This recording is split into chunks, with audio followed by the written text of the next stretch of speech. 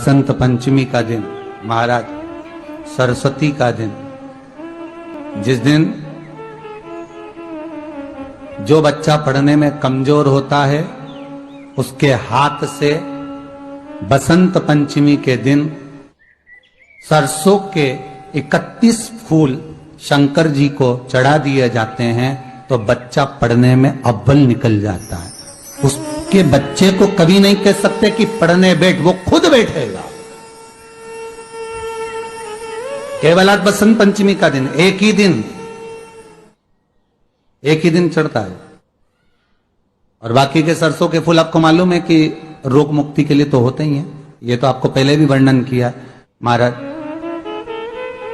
कि जब कोई एकदम रोग आ जाए और डॉक्टर एकदम बोल दे कि ये रोग भारी आ गया है और इसकी जांचें जाएंगी और फिर ये कुछ भी हो सकता है, तो क्या करा जाता था कि 108 सरसों के फूल लाकर तुरंत शंकर भगवान को चढ़ाए जाते थे महाराज। तो चढ़ाने के बाद में रिपोर्ट अच्छी आती है। ऐसा नियम है। कहीं ठेका, कोई ठेकेदारी करते हैं ना, जो ठेका भरते हैं कि भाई मेरा टेंडर आना चाहिए, मेरा ये काम होना चाहिए, मेरी मल्टी बनना चाहिए, या मेरा ये काम के लिए जा रहा हूं, ये काम फतेह होना चाहिए, उसके सबके हाथ पैर जोड़ने से अच्छा है एक काम करो, बस 108 सरसों के फूल उठाओ, शंकर जी का उद्धतेश्वर महादेव का नाम लिखो और छोड़ दो, शिव जी के ऊपर एक एक कर चढ़ा दो, वो ठेका तुम्हें ही मिलेगा, वो काम तुम्हारे पास ही आएगा।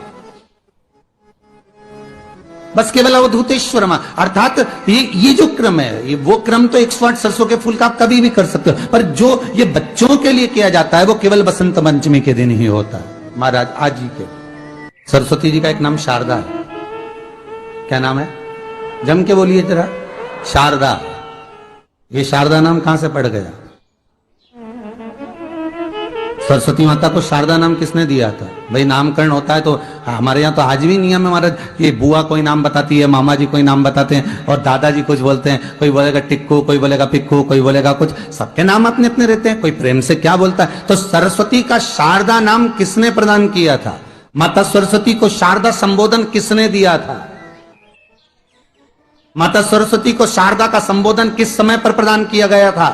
जिस समय पर शंकर और पार्वती भ्रमण पर निकल रहे थे और भगवान ब्रह्मदेव सरस्वती को ढूंढ रहे थे, और माता सरस्वती को ढूंढते हुए ब्रह्मा जब भगवान शंकर की साक्षी में पहुंचे हैं, तब भगवान शंकर से ब्रह्मदेव ने कहा आप कहीं सरस्वती को देखें तो मुझे भेजिएगा, मेरे पास में भेजिएगा। शंकर भगवान ने उसी समय पार्वती से कहा, पार्वती, जैसे एक स्त्री जो पतिव्रता धर्म का पालन करने वाली है, एक नारी पतिव्रता धर्म का पालन करने वाली होती है, पति को परमेश्वर मानने वाली होती है, पति के चरणों का रसतत्व ग्रहण करने वाली होती है, तो वो पर पुरुष का स्मरण नहीं करती। उसी तरह एक पति जो अपनी अर्धांगिनी के साथ में रहे और अर्धांगिनी के साथ चले तो पर नारी का स्मरण नहीं होना चाहिए। तो एक काम करो पार्वती, तुम उस सरस्वती को बुलाना प्रारंभ करो। अब पार्वती जी ने कहा सरस्वती तो मेरी बहन जैसी है, सरस्वती तो मेरी सखी जैसी है, अब मैं उसको अगर बुलाऊं, आवाज दूं, अच्छा नहीं लगेगा। तो माता पार्वती जब ढूंढते ढूंढते ढूंढते ढूंढते शंकर भगवान के साथ में भ्रमण करती करती पहुंची, तो क्या देखती है माता पार्वती कि एक सरोवर के पास में माता सरस्वती बैठकर सरोवर में अपना मुखाग्रविंद देख रही थी। श्वेत वस्त्र था मेरा माँ का और बड़ी सुंदर गले में माला पहन रखी थी माता सरस्वती ने, और एक सरोवर में माता सरस्वती अपने मुख को जब निहार रही हैं, उस दर्पण के भाव में अपने प्रतिबिंब को देख रही हैं, तब उस समय पर माता पार्वती ने कहा शारदा, सरस्वती को लगा कि मेरा संबोधन ये किसने कहा, पलट कर देखा, सरस्वती ने कहा पार्वती तुम? हाँ, मैंने तेरा जो दर्पण में प्रतिबिंब देखा है, तेरा स्वरूप देखा, पर तू इतनी सुंदर है, इतनी सुंदर है, पर तेरा जल में जो स्वरूप देखा ना वो नीला दिखाई दिया, थोड़ा सा श्याम दिखाई दिया, इसलिए मैंने तुझे शारदा कह दिया। आज भी हमारे मध्य प्रदेश के कटनी और सतना के बीच में महियर में आज भी शारदा भवानी विराजमान है महाराज।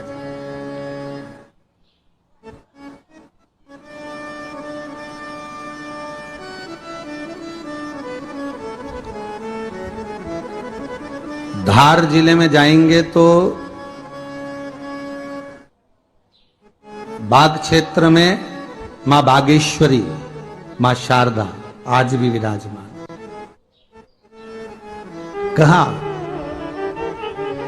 सरस्वती जी पूछी, पार्वती तुमने मेरे को शारदा क्यों कहा? क्योंकि तेरा जो प्रतिबिंब था वो श्याम नजर आ रहा था मुझे।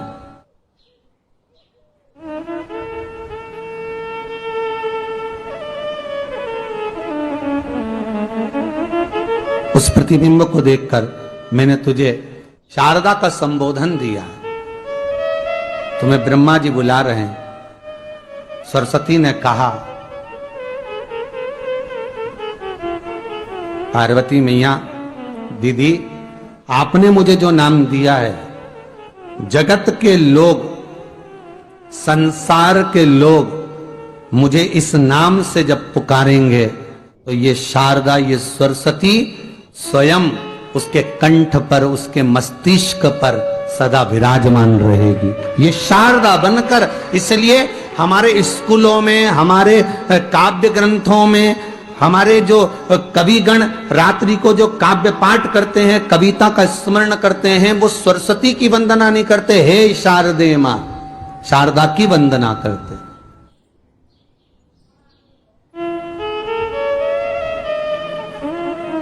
कभी आपसे कोई पूछ ले कि शारदा नाम पार्वती सरस्वती का कब पड़ा, तो आप बता सकते हैं कि ये माता शारदा नाम कोई सहज नहीं है। मां ढूंढने के लिए जब निकली, ब्रह्मदेव के कहने पर भगवान शिव के साथ भ्रमण करती। नाम का उच्चारण कोई सहज नहीं होता। कोई देखता होगा, दादाजी ने अगर किसी का नाम कुछ रखा है तो कुछ सोच के रखा होगा, पिताजी ने अगर कुछ रखा है तो उसके मन में कुछ आया होगा तो रखा होगा, मम्मी ने अगर कोई नाम रखा है तो उसने कोई विचार कर कर रखा होगा। कोई नाम अगर किसी का रखा जाता है तो उसके अनुकूल रखा जाता है कि हो सकता है कि वो नाम की क्या उसके मन में चल रहा होगा। तो शारदा का संबोधन कोई सहज नहीं है। माता सरस्वती का एक नाम शारदा हुआ, इसलिए संबोधन में सरस्वती कम शारदे मां ज्यादा बोला जाता है। आप कव्य पाठ कर लो, नाम जाप कर लो, स्मरण कर लो।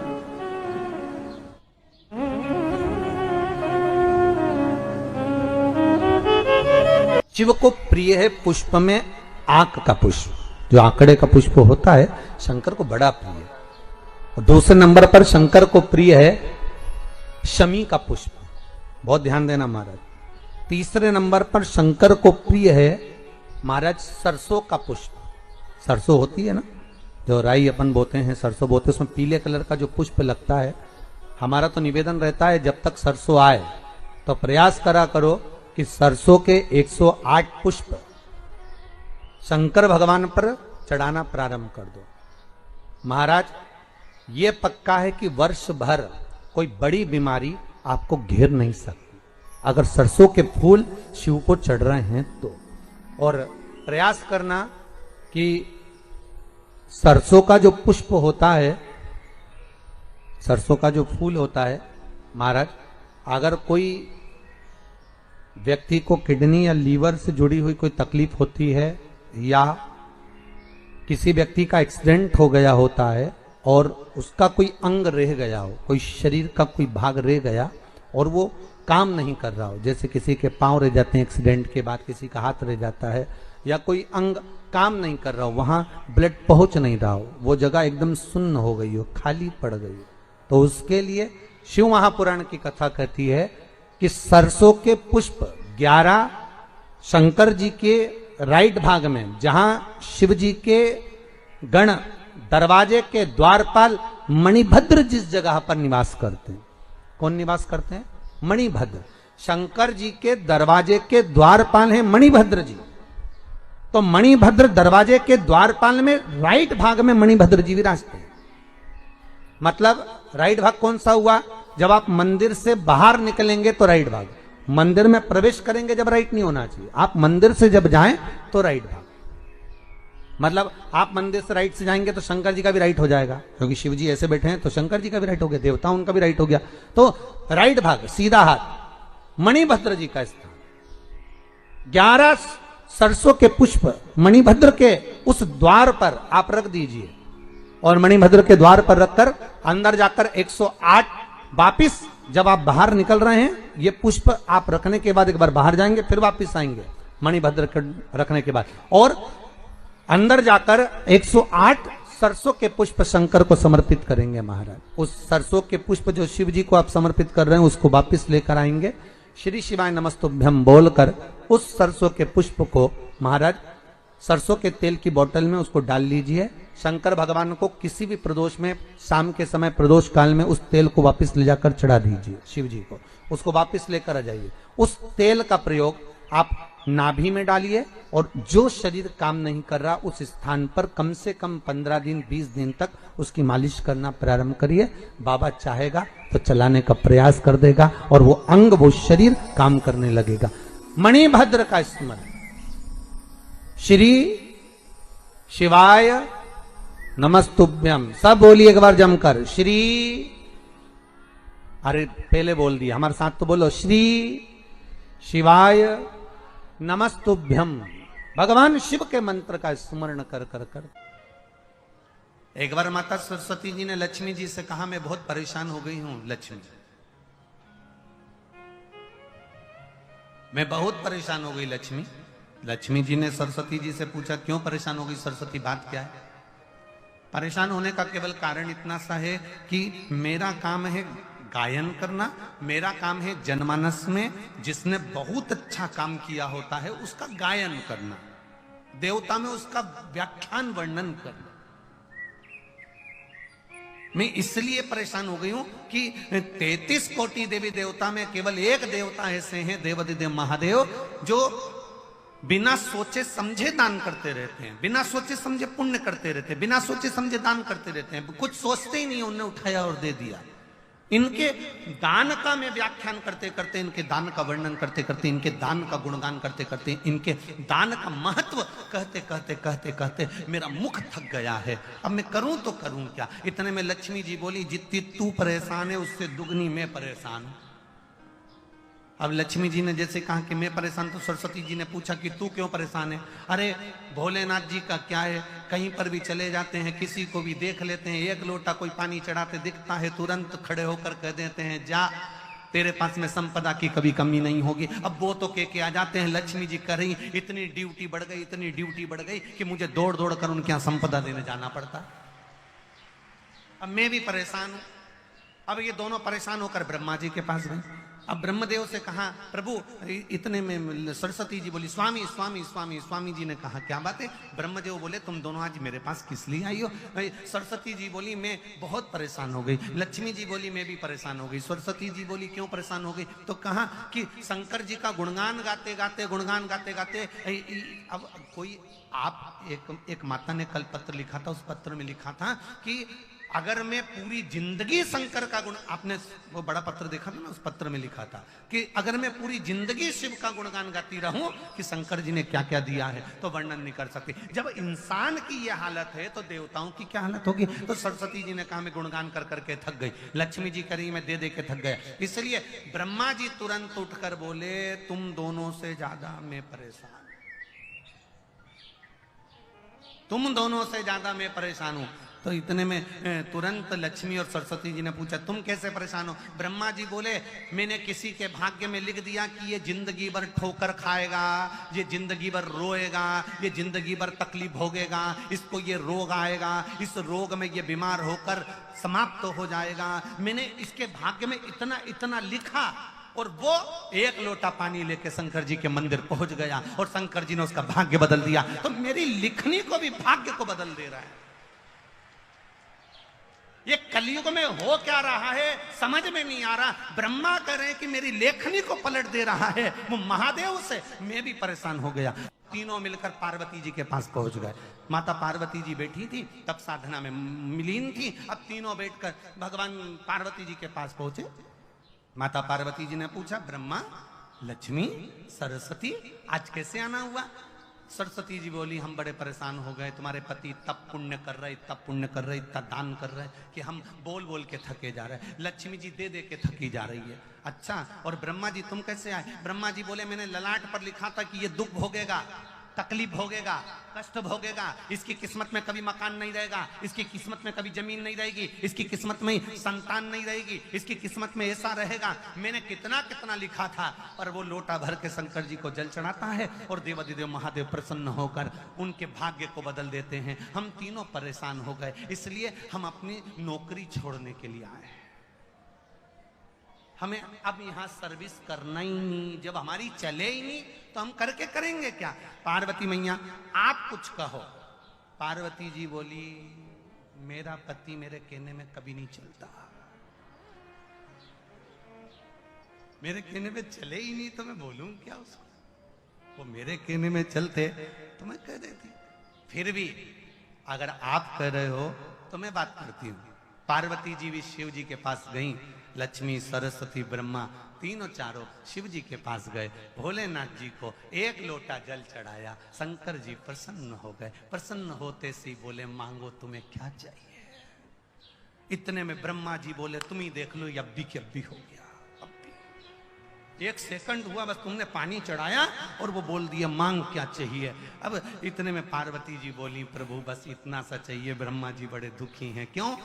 इनने भाग्य में लिखा किसको ये दुख आएगा, इनने भाग्य में लिखा किसके यहाँ औलाद नहीं होगी, इनने भाग्य में लिखा किसको ये बीमारी आएगी, तुमने पलट क्यों दिया। ब्रह्मा जी तुम समझ नहीं सकते, चक्कर ये है कि मेरे पास कोई आता है, मेरा नाम ओघड़ दानी है। ओघड़ दानी का मतलब होता है जो कुछ सोचे समझे बिना दे दे, ओघड़ दानी है मेरा नाम। तो ब्रह्मा जी बोले तो तुम्हारे पास जो हो वो दो ना। शंकर जी बोले, मेरे पास जितना था मैंने सब लुटा दिया, बस केवल डमरू बचा है, केवल अकेला डमरू और गले में सांप, त्रिशूल। और कोई भी अभी तक मंदिर में आया उसने आज तक नहीं किया कि तुम्हारा सांप दे दो। बोलो रे नोएडा वाले, तुमने कभी कहा हो जाकर कि तुम्हारा सांप दे दो, या तुमने कहा हो तुम्हारा डमरू दे दो या त्रिशूल? ना ना ना, आज तक कोई मंदिर में आके बोला ही नहीं कि तुम ये दे दो। जो भी आता है अच्छी चीजें मांगता है। तो शिव जी बोले, मेरे पास जो था मैंने सब दान कर दिया। मैं तो खुद शमशान में रहता हूँ, वहां पर कुछ भी नहीं रहता, और गुफा के अंदर रहता हूँ, वहां भी कुछ नहीं रहता। इसलिए तो फिर तुम ये बोलना बंद कर दो। शंकर भगवान बोले, मैं बोलता हूँ, तुम देने जाते ही काहे? कौन ने कहा कि तुम जाओ? अरे प्रभु, तुम तो कहकर चले जाते हो कि जा, तेरे घर में संपदा की कमी नहीं होगी। अगर लक्ष्मी जी नहीं जाती है तो नारायण रुष्ट होकर बैठ जाते हैं और कहते हैं, तूने मेरे शिव का कहना नहीं माना, आज से मैं तेरा मुख नहीं देखूंगा। इसलिए लक्ष्मी को तोड़ना पड़ता।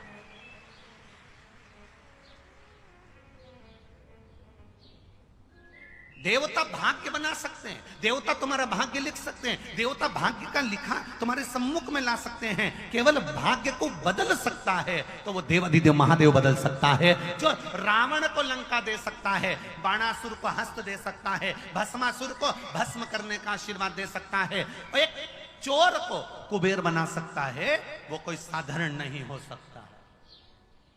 एक चोटे को जो चोरी करने शंकर के मंदिर गया है, उसको कुबेर बना दिया।